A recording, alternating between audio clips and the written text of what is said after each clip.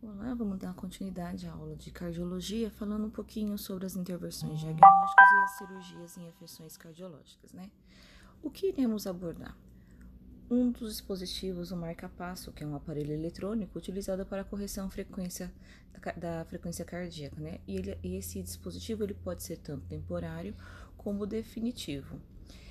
Ele sempre vai ser indicado, né, quando o batimento cardíaco do paciente está muito baixo, né, quando tem uma frequência, um resultado anormal, quando não consegue bombear o sangue de forma adequada, o paciente começa a apresentar bastante fadiga, falta de ar e outros comprometimentos. Então, há um estudo, uma avaliação, o médico acaba conversando com o paciente, vendo essa possibilidade e vendo também se o paciente tem uma disposição para poder realizar esse procedimento, né? Tudo isso tem que ser de forma planejada, não pode ser uma coisa realizada do dia para a noite, né? O paciente tem que ser orientado que as suas atividades vão ser interrompidas durante um período onde pessoas terão que fazer esse serviço por eles, né? E todo um preparo é realizado com esse paciente a respeito de exames laboratoriais, até a questão de preparo no momento da cirurgia, né? É um procedimento onde o paciente fica em torno de 1 a 3 dias no hospital, vai depender de como ele vai reagir, como vai ser a sua recuperação, né? Essa recuperação, esse repouso tem que ser monitorizado. É um paciente que já mantinha uma alteração cardíaca e colocando no dispositivo, a gente precisa manter essa monitorização para saber se houve uma aceitação desse implante realizado com esse paciente. Existe risco? Sim, como qualquer procedimento, vai acontecer risco, né? Um dos riscos que pode ocorrer é até mesmo a respeito da anestesia, né? Que é uma anestesia geral, né? E o paciente pode vir a ter alguma reação no processo da própria medicação, né? A própria anestesia pode não tirar a dor total do paciente, entre outros fatores, né? Esse marca-passo ele é implantado geralmente porque o ritmo do coração é anormal, né? Isso vem associado com alguns outros problemas cardíacos que esse paciente já vem a ter, né?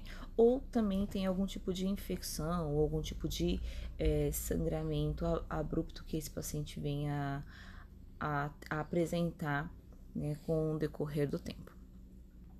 Falando sobre revascularização do miocárdio, nós temos aí a ponte de Safena, né, que é um procedimento com a finalidade de restabelecer o fluxo sanguíneo cardíaco próximo da situação de normalidade após a situação de uma isquemia, né, de uma mortezinha lá do tecido. É indicado quando há uma obstrução tanto total como parcial das artérias coronárias, né. A utilização é mais comum na ponte de Safena e na ponte mamária, né? Então, nas imagens vocês conseguem visualizar a forma que é feita a retirada, da onde é realizada a retirada dessas veias e como é feita a alocação dela, né? O médico vai decidir se faz uma retirada total dessa veia safena, onde vai ser realizado dos membros inferiores. E quando a gente fala das veias mamárias, a gente está falando na região do tórax, né, que será inserida ali a artéria coronária próxima ao local da obstrução, onde vai fazer com que esse fluxo sanguíneo venha a ter uma normalidade. Né? Então, eu tenho uma obstrução, um fechamento, e aí eu vou conseguir ter uma melhor vascularização e um refluxo melhor sanguíneo. A safenectomia, né, que é a retirada total ou parcial da veia safena, né, é uma opção para tratamento de varizes nas pernas para obter enxertos venosos, bypass, entre outros, né.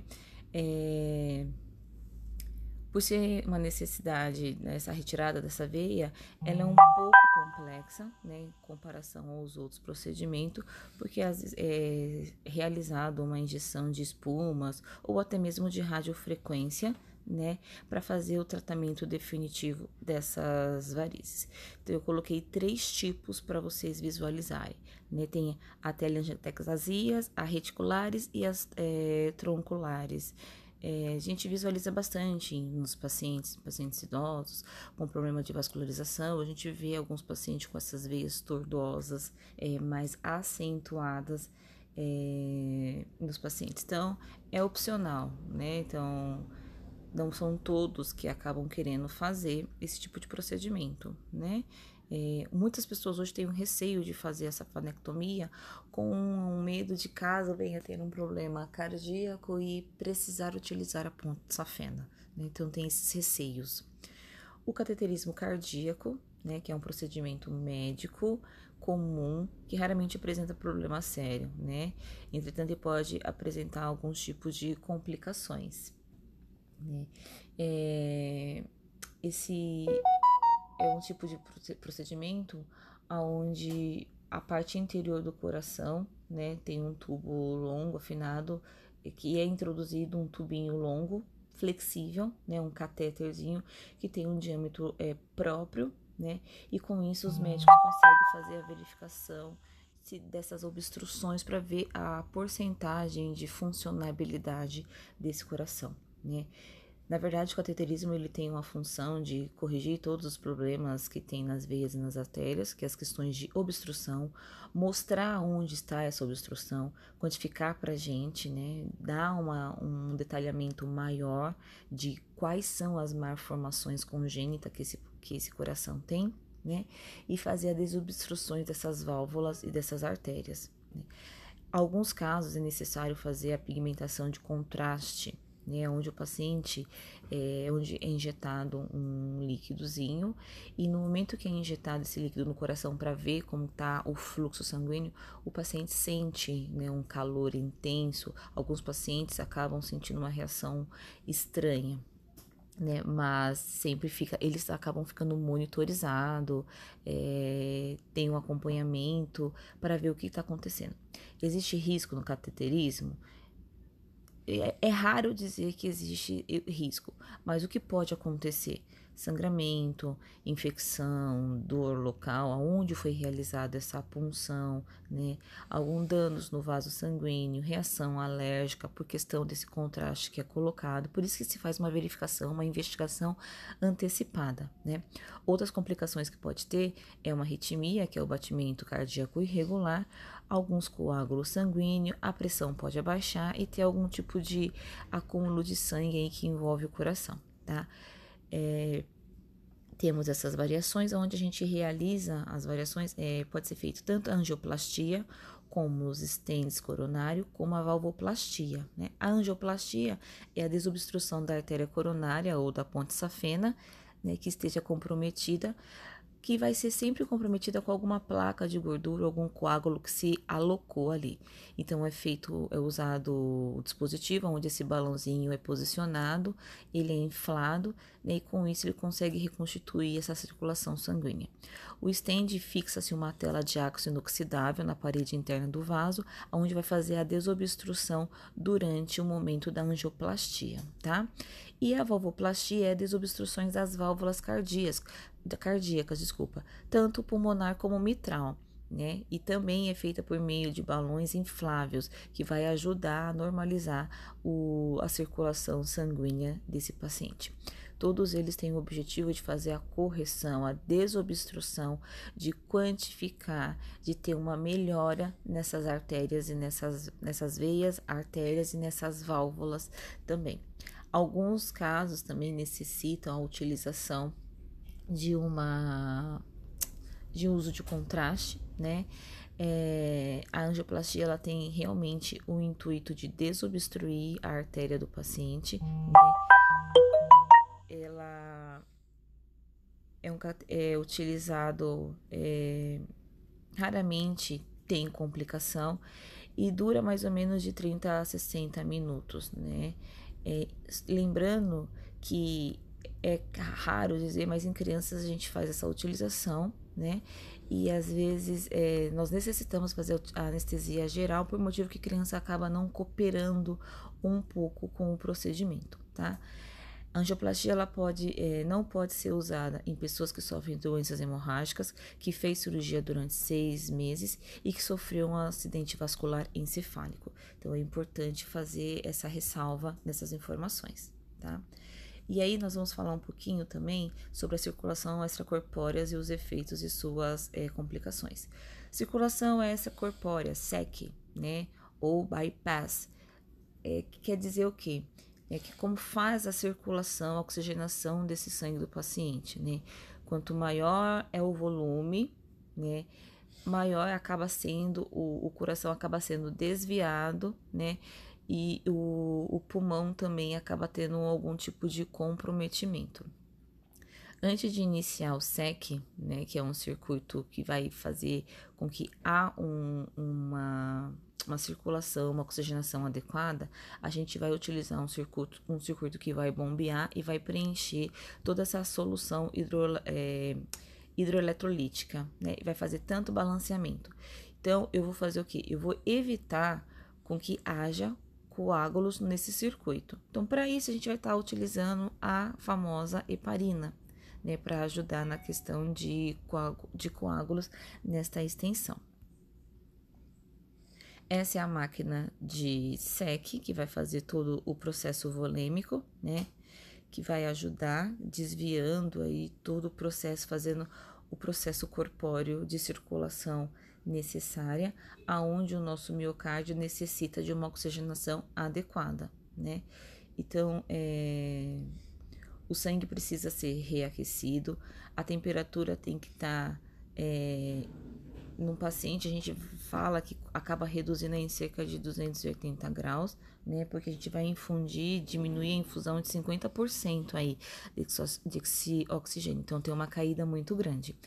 E com isso, a gente vai manter o coração parado por um tempo, né, para fazer esse processo. Então, é um processo que vai agir, fazer todo o processo fora do organismo, tá? Fora do corpo.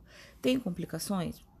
Existem alguns riscos, né, que pode desenvolver por questão de trauma cirúrgico, né?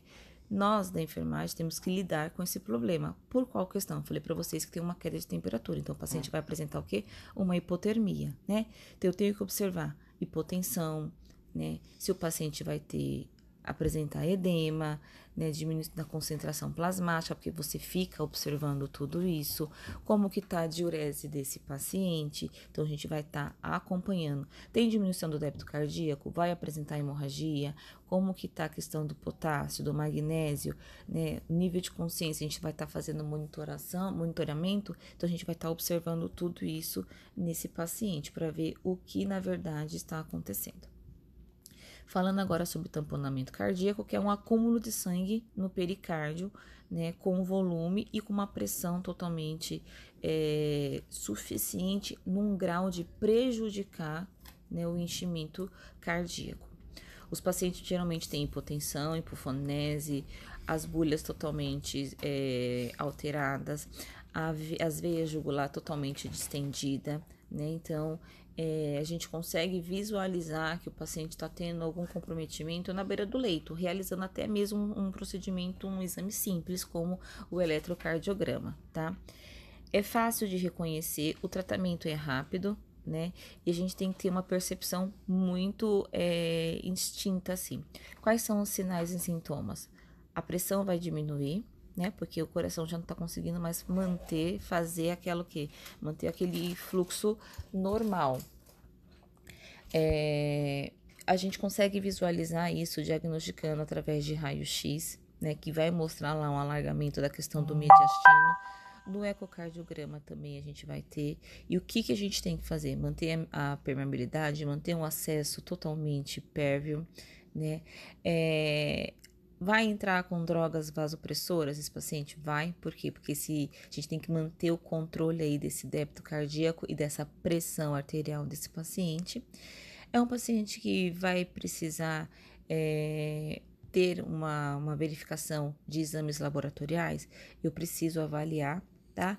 Nesse caso, pode ter um comprometimento de arritmia. Esse paciente pode vir ter arritmia, né? Um ataque à arritmia, uma disfunção pulmonar, né, de pacientes que teve algum tipo de cirurgia cardíaca, tem um risco maior de apresentar uma disfunção renal, né? Porque o rim pode apresentar uma falência por virtude dele realizar o SEC, né? Porque o fluxo sanguíneo renal vai acabar reduzindo, danificando tanto a hemoglobina, né, como a destruição das células sanguíneas. Então, a gente pode ter um comprometimento de disfunção renal, tem uma disfunção neurológica, né, transitória, mas pode acontecer devido à cirurgia cardíaca e por motivo também da redução da perfusão, tá?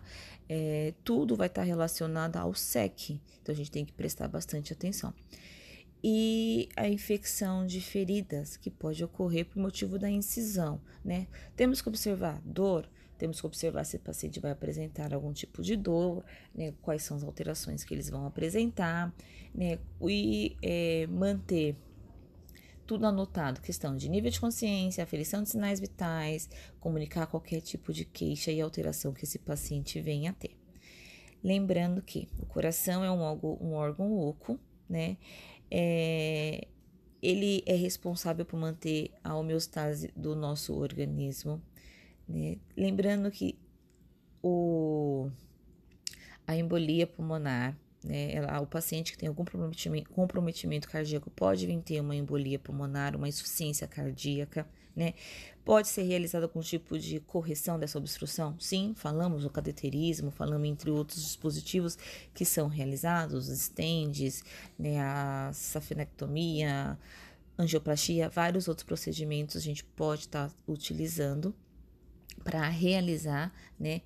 E em vários casos, essa correção é realizada de forma cirúrgica, né? Lembrando-se que todos os procedimentos realizados necessitam que o paciente tenha um acompanhamento precoce, né? Um acompanhamento distinto, onde nós precisamos avaliar, o médico precisa avaliar os pós e os contras. Não podemos realizar nenhum tipo de procedimento de imediato, questão de impulso, né?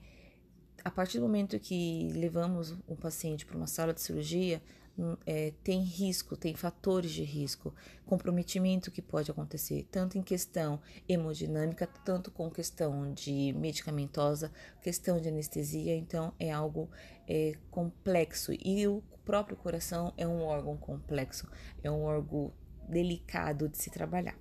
Encontro vocês na próxima aula. Até mais.